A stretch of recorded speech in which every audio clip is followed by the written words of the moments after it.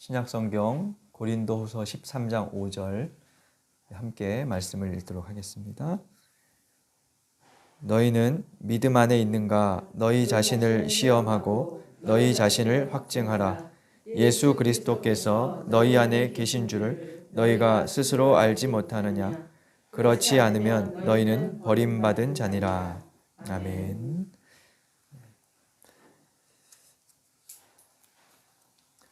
우리나라에는 교회도 무척 많고 교파도 매우 다양합니다. 거기다가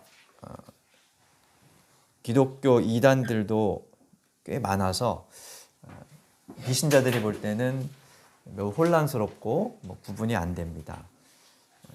이단을 제외하고 개신교만 하더라도 100개 이상의 교파가 있는 것으로 알려져 있어요. 소위 한기총이라고 하는 한국기독교총연합회 그런 단체에 소속된 소속교회 교단 명단을 보면 한 70여 개 정도 가입되어 있는 것으로, 근데 거기에 가입되지 않은 크고 작은 교단들 한 100개 이상은 될 것이다 라고 이야기를 합니다. 근데 이름도 또 비슷하죠. 대한예수교 장로회, 대한예수교 감리회, 기독교 대한 무슨 회, 이렇게 이름도 비슷하다 보니까 교회의 첫 발을 디디는 신자들은 매우 혼란스럽습니다.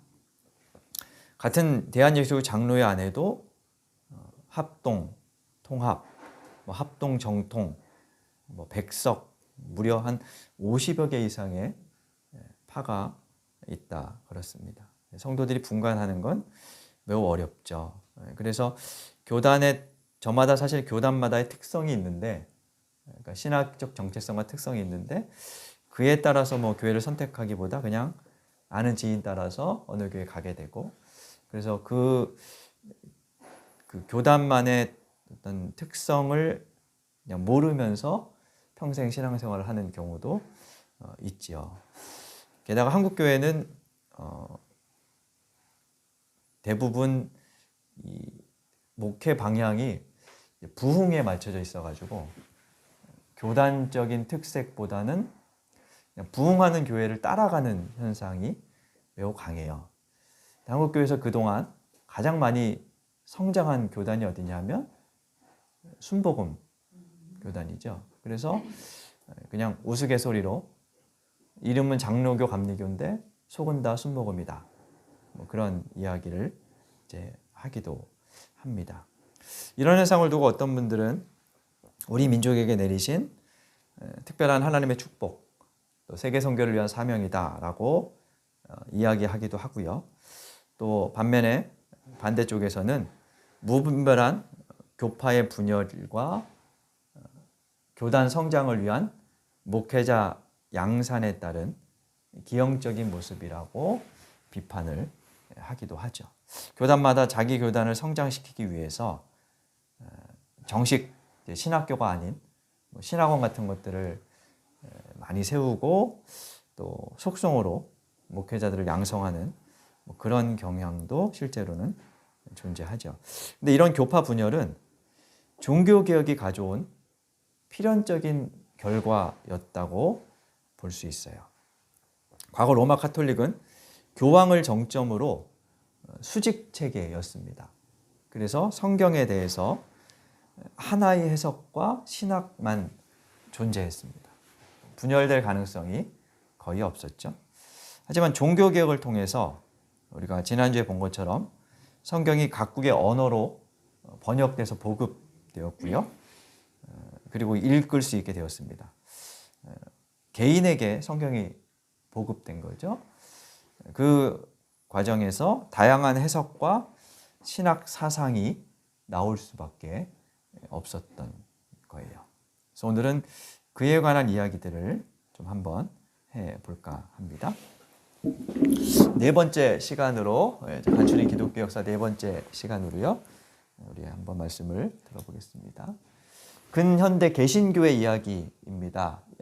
지난주까지는 기독교 이야기 이렇게 이름을 붙였는데 오늘부터는 개신교 이야기, 그러니까 기독교 한 분파인 우리가 속한 개신교의 이야기만 다룰 것이어서 개신교 이야기로 제목을 붙였습니다. 17세기에서 19세기경까지의 이야기가 될 것 같고요. 이 시기는 우선 개신교 정통주의와 교파주의 시대였다, 이렇게 이야기를 합니다. 무슨 주의 이러면 좀 어렵죠. 쉽게 말하면 이런 겁니다. 우선 16세기, 그러니까 1517년 종교개혁 이후로 지난주에 말씀드린 것처럼 개신교는 카톨릭과 대응하고 한 100년 가까이 전쟁을 치렀습니다. 프랑스의 위그노 전쟁, 또 유럽 대륙 전체에서 벌어졌던 30년 전쟁 등으로 세력 다툼을 하면서 개신교가 대응하는 그런 과정을 겪었어요. 그러면서 분리돼 나온 개신교로서의 정체성을 이제 확립해야 되었죠. 그러니까 카톨릭에 있을 때는 그 카톨릭이라는 정체성이 있었는데 일단 나왔어요. 운동을 시작하고 나서는 우리만의 정체성을 확립해가는 과정이 필요합니다. 그리고 종교개혁 1세대들이 이제 사라지면서 그 정신을 후대에 전수해야 할 필요가 이제 생깁니다. 그래서 정체성을 담은 신학을이나 신조를 형성하게 돼요. 그렇게 생긴 신학과 신조를 뭐 정통 이런 식으로 이제 부르는데, 그래서 이 시기를 개신교 정통주의 시대 이렇게 이제 이야기를 하고요. 그리고 그러면서 이제 차츰 교파들이 나뉘어지면서 생기게 됩니다. 그 이유 중에 하나는 로마 카톨릭은 국가 중심의 교회였어요. 그러니까 전체 국가가, 제국이 하나의 교회였지요. 근데 이제 중세 이후로 근대에 접어들면서 민족 개념이 생겨나고 지역 개념이 생겨나요. 그러니까 지역 국가 개념이 막 생겨나게 되고요. 민족 개념이 생겨나게 됩니다. 그래서 개인화가 되죠. 그러면서 이제 국가 중심 교회에서 점점 탈피해요. 그리고 다양하게 교파가 생기면서 한 국가 안에 여러 교파의 교회들이 이제 생기게 되죠. 그것을 이제 교파주의 이렇게 부릅니다. 그래서 근현대 개신교의 특징은 개신교 정통주의와 교파주의의 시대라고 이제 볼 수 있습니다. 오늘 이야기는 뭐 지금까지도 좀 복잡했지만 좀 복잡한 그 교단들의 이야기를 다루는데요. 좀 단순화해서 말씀을 드립니다. 근데 단순화하면 사실은 단순화의 오류라고 어느 쪽에 강조되거나 편향될 가능성이 커요. 그래서 그것을 좀 감안하고 이제 이해하시면 될 것 같아요. 그 전에 우리 지난주까지 본 내용과 오늘 이제 할 내용을 좀 그냥 도표를 하나 보면요. 기독교, 초대교회로부터 시작된 기독교가 1054년에 로마 카톨릭과 정교회, 동방교회와 서방교회로 분리됐던 이야기를 우리가 서두에 처음에 이제 봤었죠. 그렇게 진행되다가 1517년 종교개혁을 통해서 카톨릭에서 개신교, 프로테스탄트가 이제 분리되어 나옵니다. 그리고 그래서 이제 기독교회는 로마 카톨릭, 정교회, 개신교 세 개의 큰 분파가 형성이 됩니다. 뭐 이집트 지역의 콥트교 뭐 이런 이제 교단도 있긴 한데 이제 소수 종파라 우리에게 잘 알려져 있지는 않죠. 크게 셋으로 나눌 수 있고요. 그리고 개신교 안에서 여러 파들이 형성이 돼요. 우리가 지난주에 루터의 종교개혁에 의해서 생성된 독일의 루터교, 루터파를 잠시 이야기를 들었고요. 영국에서는 영국 전체가 성공회라는 영국 국교로 변화되었던 이야기를 봤습니다. 그리고 대륙 안에서 스위스를 중심으로 칼빈의 개혁교회가 형성이 되었었고요. 이 칼빈의 개혁교회가 스코틀랜드 장로교로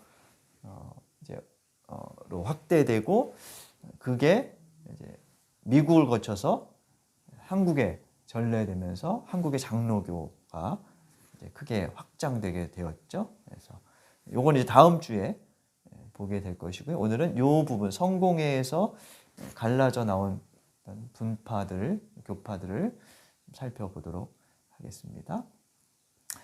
성공회에서 이제 기존 성공회가 그냥 있었고요. 그리고 거기서 나온 것이 감리교와 침례교, 그리고 감리교에서 다시 구세군이라는 그런 이제 교파가 생겼다고 그렇게 이야기가 되고 있어요.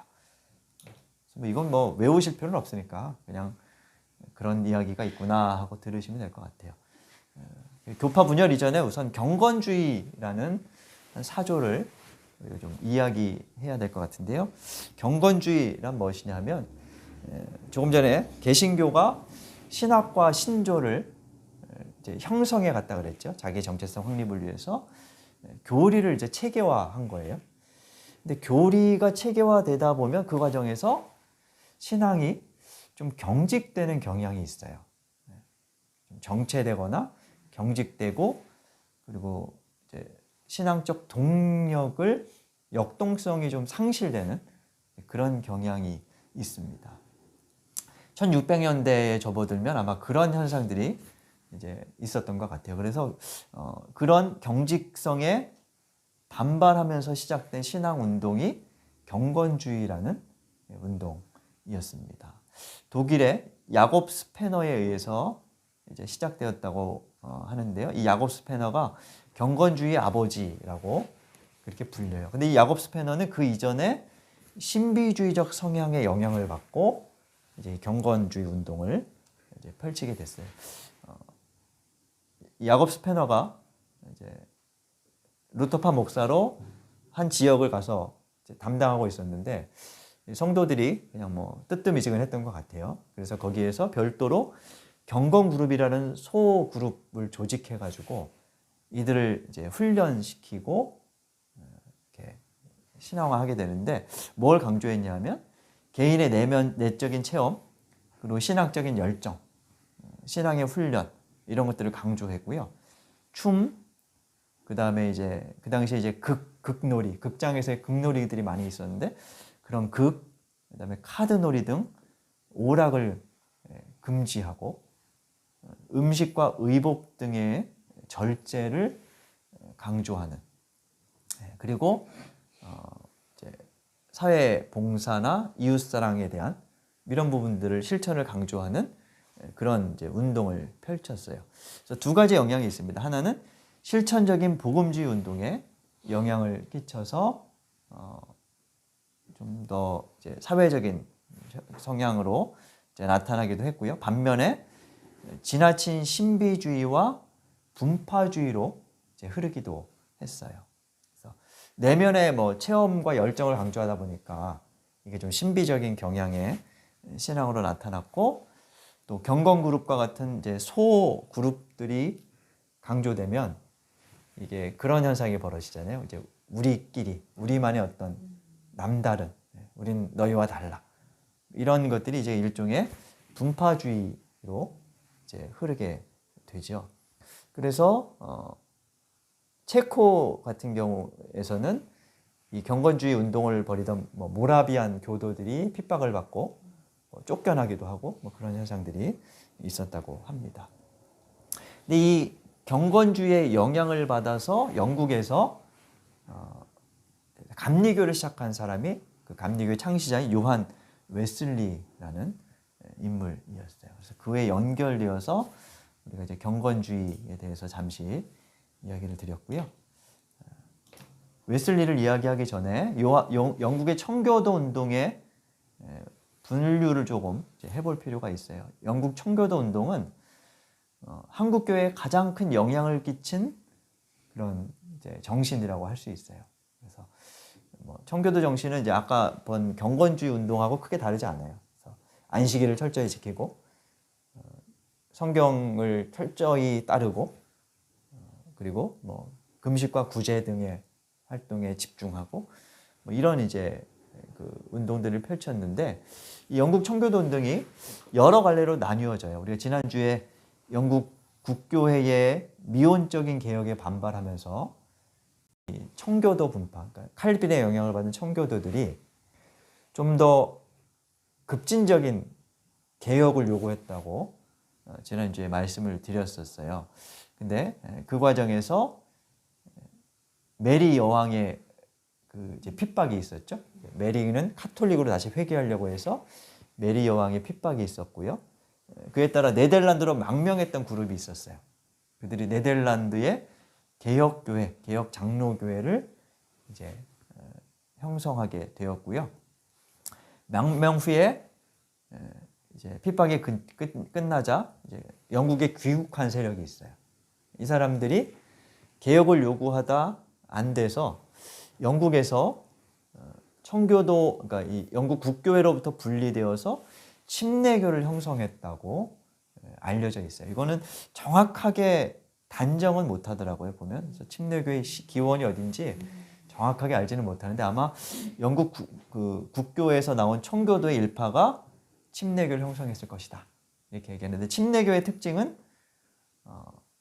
침례를 베푼다는 거죠. 우리는 이제 머리에 물을 이렇게 뿌리는 세례를 하는데, 침례교는 뭐 강이나 뭐 저수지 혹은 침례탕 같은 데 가서 몸을 완전히 물에 담그는 침례를 행하죠. 그리고 일부 침례교회는 유아 세례를 베풀지 않아요. 그러니까 왜 그러냐 하면 개인의 신앙 고백을 중요하게 여깁니다. 그러니까 개인이 신앙 고백을 한 후에 침례를 받아야지 아무것도 모르는 아이에게 세례를 베푸는 것은 무의미하다. 이래서 뭐 그냥 헌화 기도 정도를 하는데 유아 세례는 없다고 그렇게 이제 알려져 있고요. 개인이 중심이 되는 회중 제도를 이제 채택하고 있다고 합니다. 그리고 이제 이 영국의 청교도 중에 또 다른 분파는 신대륙으로, 이제 지난주에 본 것처럼 신대륙 미국으로 이주해서 미국의 개신교회를 형성하게 되고요. 반면에 성공회에 잔류한 그룹도 있었어요. 이들은 성공회 내에서 신앙 개혁 운동을 펼치던 그런 부류였는데, 웨슬리가 요 부류에 속했던 것으로 그렇게 이제 볼 수 있습니다. 웨슬리는 1703년에 태어나서 1791년에 죽었다고 하는데요. 어머니에게서 아주 청교도적인 엄격한 신앙 훈련을 받았어요. 그래서 엄숙한 규율을 지키고 생활 습관이 시간표에 따라서 딱딱 이루어지고, 안식일 준수, 묵상과 자기 성찰, 절대적인 순종, 오락의 금지, 경건한 믿음, 이런 것들을 강조하는, 사실 지금 우리 한국 기독교에서 강조되는 거하고 크게 다르지 않죠. 이런 것들이 이제 어머니에게서 물려받은 신앙 정신이었다고 합니다. 그런 신앙을 가지고 이제 영국 국교회, 성공회 안에서 자라다가 옥스포드 대학에 진학을 하게 되는데, 거기에 동생 이제 찰스 웨슬리가 함께 이제 입학을 해요. 그리고 동생과 또 4명인가 이렇게 몇 명이 거룩한 모임, 홀리 클럽이라는 소 조직을 형성해서 거기에서 기도, 성경 공부, 금식, 선행, 이 4가지를 규칙으로 삼아서 이제 아주 철저하게 실천을 하게 되었습니다. 밖에서 볼 때는 이들이 아유, 저 규칙만 따르는 사람들, 혹은 뭐 이런 식으로 이제 좀 이제 비난을 이제 당했어요. 그렇게 불려진 이름이 규칙주의자, 메소디스트라는 그런 이름이었는데, 이 메소디스트가 지금 감리교 명칭이 되었어요. 메소디즘인가 뭐 이렇게 이제 감리교 이름이 메소디스트라는 이름에서 이제 나왔죠. 요한 웨슬리가 이제 이렇게 뭐 거룩한 모임을 하고 이런 활동을 하다가 영국 국교 성공회의 사제가 돼요. 그리고 이제 미국에 성공의 사제로 이제 선교 활동을 하러 가는데 아마 크게 성공을 하지 못했던 것 같아요. 그래서 이제 좀 낙심한 마음을 안고 돌아와서 이제 영국에 머물다가 1738년경에 영국의 한 거리에서 모라비안 경건주의자들의 집회를 경험하게 됩니다.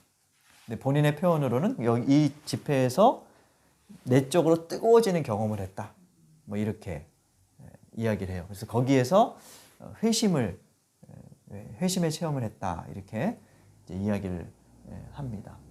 그러면서 이제 이 요한 웨슬리가 국교회 내에 머물면서 순회 전도와 설교를 하는 순회 설교자로 활동을 합니다.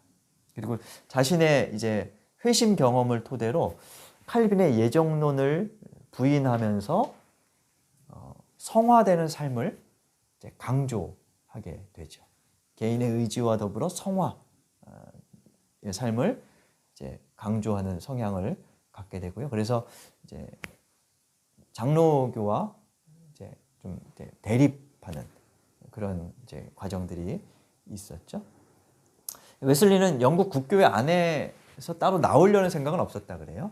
그냥 국교회의 갱신을 도모했는데 여러 가지 이제 과정을 거친 끝에 웨슬리가 죽고 제자들이 감리교단이라는 별도의 교단을 이제 조직하면서 오늘날의 감리교가 이제 시작이 된 거죠. 그러니까 영국에서 시작되어서 이제 미국으로 건너가고 뭐 이런 과정을 거친 거죠. 그리고 이제 감리교의 영향을 좀 보면요, 감리교에서 구세군이라는 이제 교단이 생깁니다. 그래서 이제 빈민 지역가들을 돌면서 요한 웨슬리가 이제 복음을 전하고 또 사회적인 실천들을 강조하다 보니까 그 영향 아래에서 감리교의 목사였던 윌리엄 부스가 1865년에 이제 기독교 전도회라는 별도의 모임을 조직하고요. 이 사람은 주로 빈민가에서 이제 구호 활동을 많이 했다고 그래요. 그러다가 1878년에 아예 구세군이라고 이제 전도의 이름을 개칭하면서 군대와 비슷한 조직으로 교회 조직을 개편해요. 그래서 정확하진 않지만 목사라는 명칭 대신 사관이라는 명칭을 쓰고 신학교가 뭐 사관학교 뭐 이런 식으로 그렇게 이제 불리고 있죠.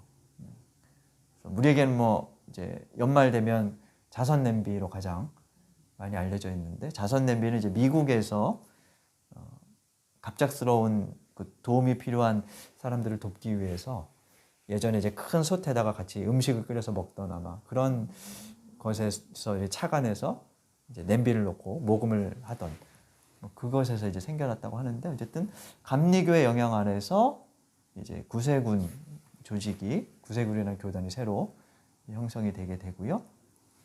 이들의 이제 사회 운동은 영국의 노예제도 폐지 운동과 노동조합 결성 등에 영향을 미치게 되는데, 이때가 어떤 현상이 벌어지냐 하면 산업혁명이 일어나면서 농촌 내에서 대농장들이 형성이 돼요. 그래서 소작을 하던 사람들이 이제 그 직업을 잃고 또 산업화된 도시로 새로운 직장을 찾아서 이제 직업을 찾아서 이주하는데, 그 사람들이 이제 도시에 오면서 도시 빈민들이 많이 생겨요. 그리고 대우를 못 받는 그런 이제 노동을 하게 되죠. 그래서 그들을 돕는 과정에서 이제 노동조합 결성이나 노예제 폐지 운동 등을 이제 참여하고 영향을 이제 미치게 됐다고 할 수 있죠.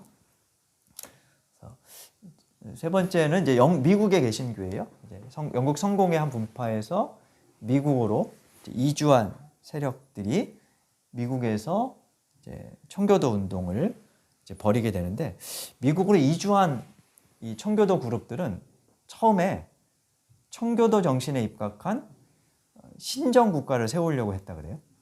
그러니까 아주 그 하나님이 다스리시는 정말 성경에 따르는 그런 국가를 세우려고 하는 마음을 가지고 이제 미국에서 시작을 했는데 과정을 거치다 보니 그런 일들이 어려워져요. 이유가 뭐냐면 비청교도 이민자들이 미국의 신대륙이 발견되면서 이제 이주하게 돼요. 그래서 청교도 정신을 갖고 있지 않은 사람들이 이주하고, 그리고 이제 이주 2세대들이 1세대가 이루어놓은 경제적인 혜택을 누리면서 아무래도 신앙적인 이제 좀 회의감들이 생기게 되겠죠. 그래서 2세대에 대한 신앙 교육이 점점 어려워지면서 청교도 정신이 침체되고 교회가 세속화돼요. 그 과정에서 미국에서는 두 차례 영적 대각성 운동이 일어났는데, 1차 운동이 1720년 경건주의 목회자였던 사람이 이제 이주하면서 체험 신앙을 강조하는 각성 운동을 이제 펼치면서 대대적인 이제 부흥 운동이 일어났다 그럽니다. 그때 조나단 에드워드나 조지 위트필드라는 그런 사람들이 이제 활동을 했다고 알려져 있고요. 이 조나단 에드워드의 외손자가 예일대학교의 총장을 지내게 되는데, 이 사람에 의해서 1802년에 두 번째 대각성 운동이 일어납니다.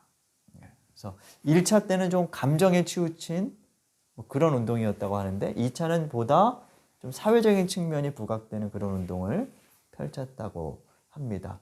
이게 오랫동안 2차 운동이 이제 펼쳐졌고요. 들어보셨는지 모르겠는데 이 2차 운동의 결과로 찰스 핀이라는 이제 미국의 그 부흥사가 생기기도 하고 그렇게 되죠.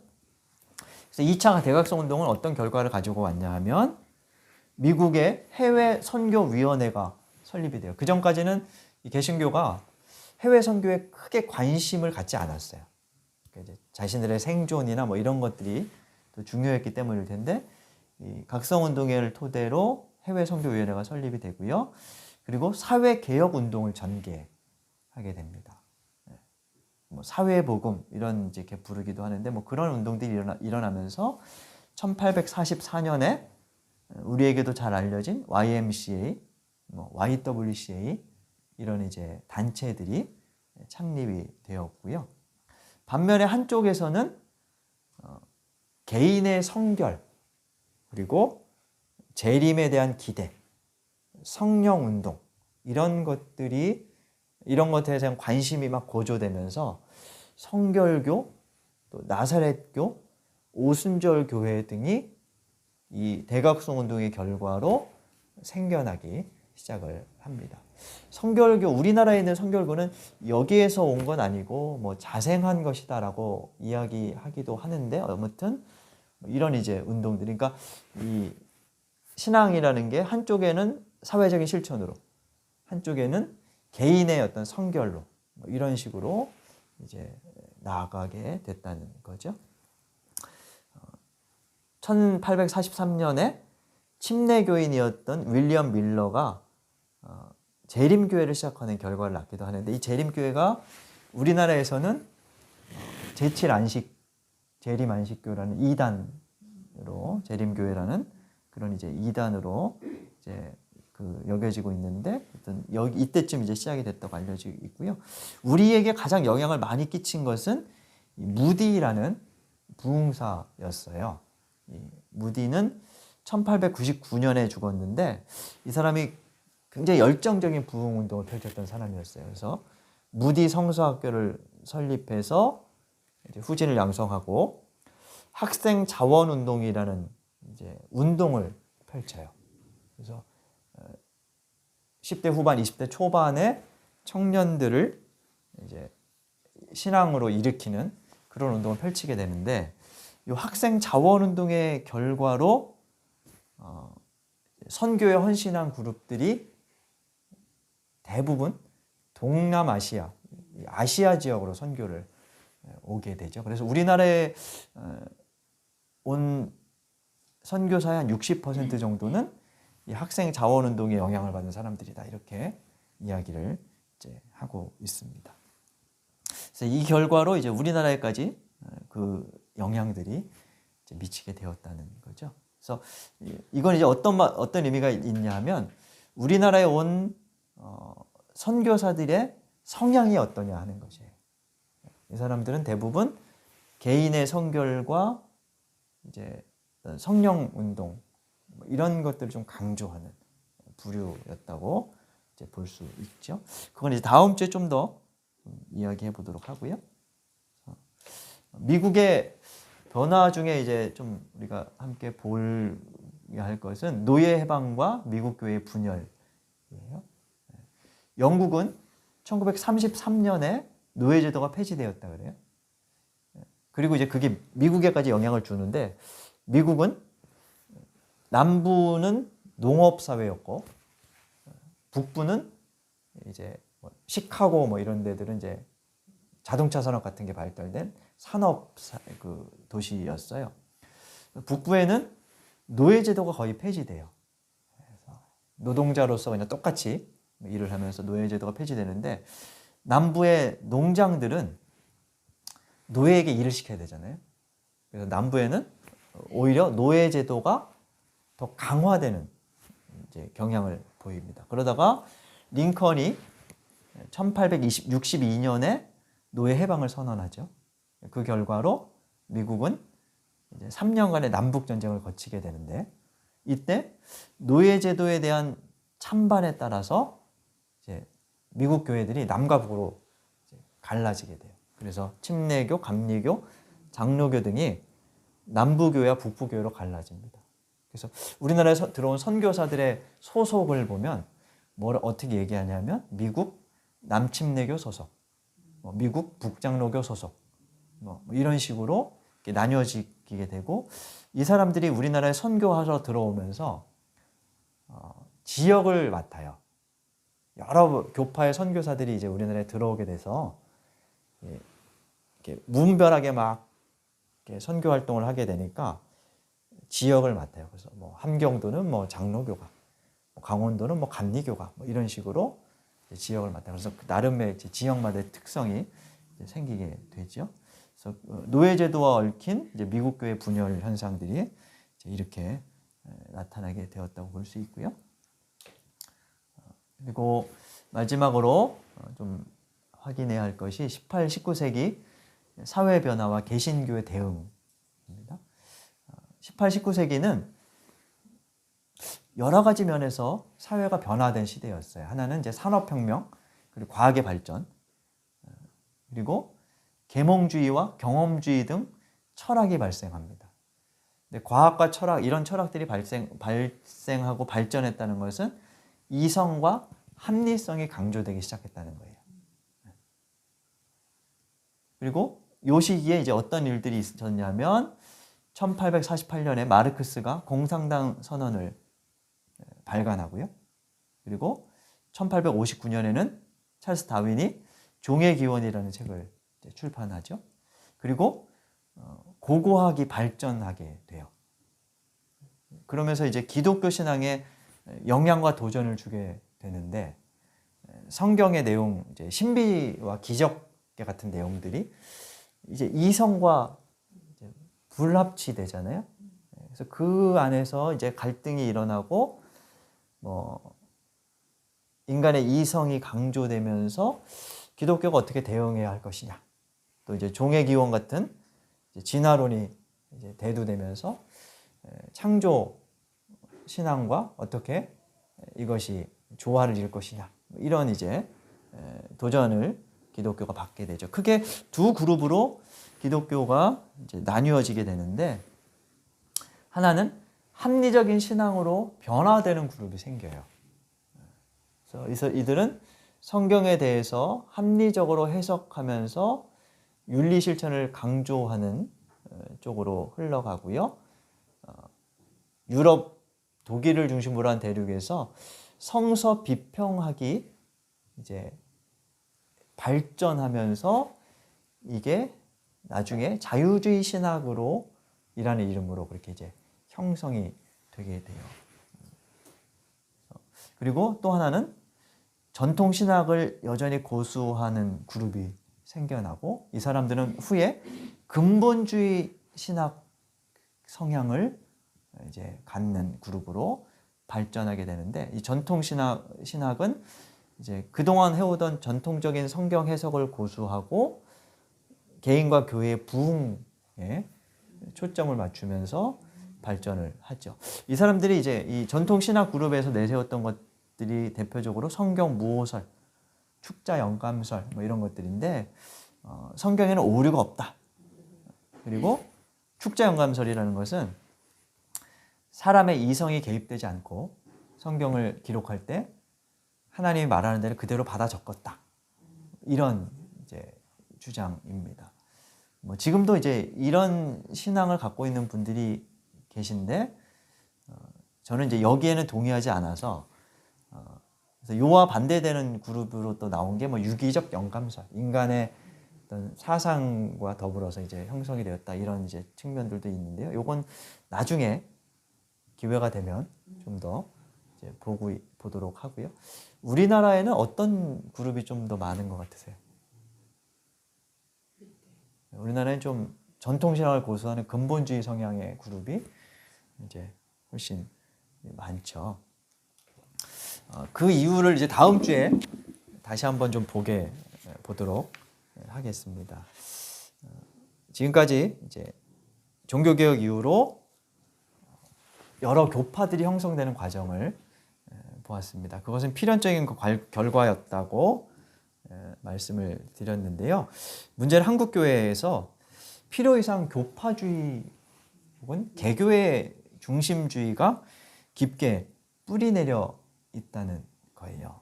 그리고 방금 말씀드린 것처럼 보수적 혹은 지나치게 근본주의적인 성향을 가진 신앙 그룹이 좀 많이 있어요. 그러다 보니까 성경에 대한 다양한 해석을 별로 용인하지를 못해요. 성경을 여러 관점에서 보아야 하는데 그러지 못하고 너무 문자적인 해석에 치우치는 경향이 있죠.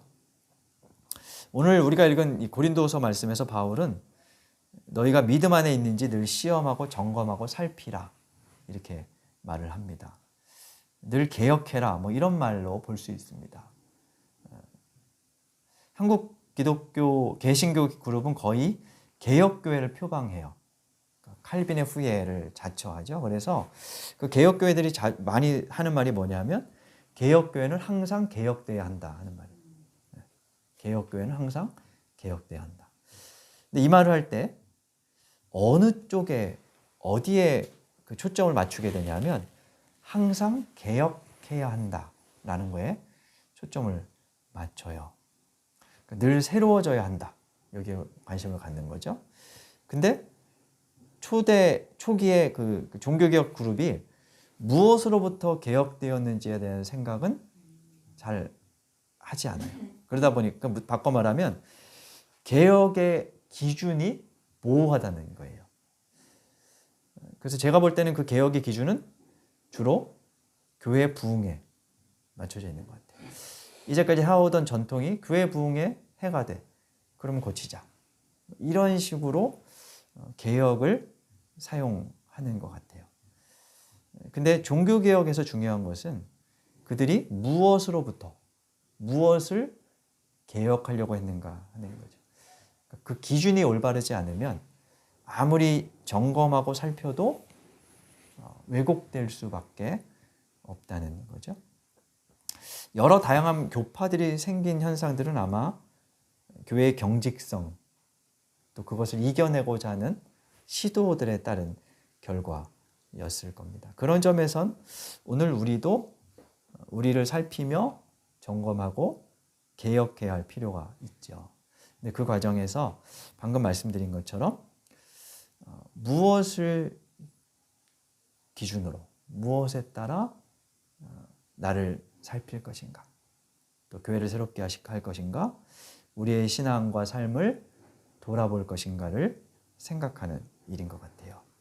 좀 더 진행하면서 그 부분을 함께 점검하고 또 생각해 보며 우리의 신앙과 삶, 또 교회를 새롭게 하는 저와 여러분이 될 수 있기를 간절히 바랍니다. 함께 기도하겠습니다. 하나님, 교회 역사를 살피며 오늘 우리의 자리를 돌아봅니다. 개혁을 외치기 전에 무엇으로부터 무엇을 고쳐야 하는지 살피게 하시고 신앙의 경직성을 벗고 새로워지는 저희들과 교회가 되게 하여 주옵소서. 바울의 권면처럼 우리가 어디에 있는지 확증하고 시험하고 살피며 하나님의 뜻 안에 살게 하여 주옵소서. 예수님 이름으로 기도드립니다. 아멘.